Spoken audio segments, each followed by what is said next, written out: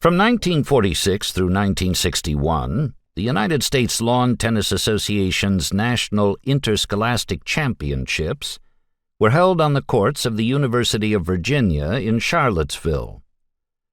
One June day in 1949, a doctor from Lynchburg happened to be driving through Charlottesville, and when he saw all the tennis going on, he stopped to watch.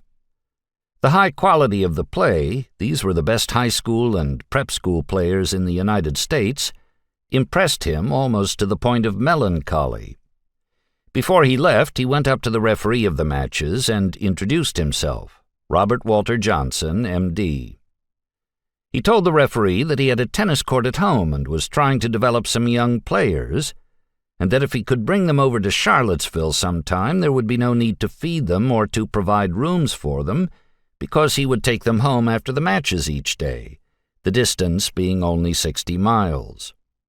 Having said all that, Dr. Johnson asked the referee, E.T. Penzold of Norfolk, what might be done to get the Lynchburg boys into the Charlottesville tournament. "Fill out an application," said Penzold. "Just give me your address and I'll send you one this winter." Dr. Johnson had built his court in the mid-1930s, when tennis had come to assume a priority in his mind second only to medicine. For him, this was the ultimate game in a lifetime accented with sports.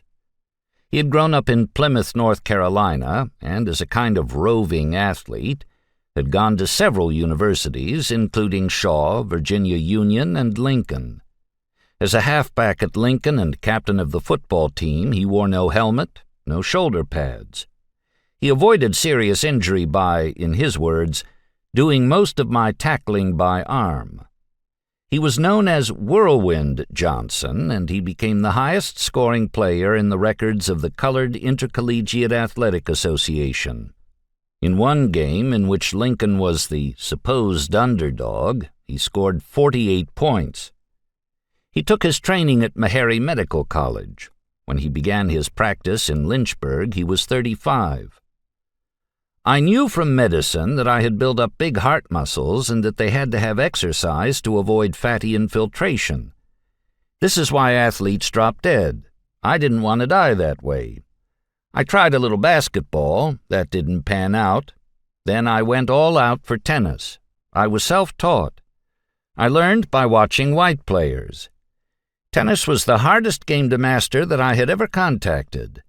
I was an All-American football player a couple of years, a star baseball player, but tennis I just couldn't master.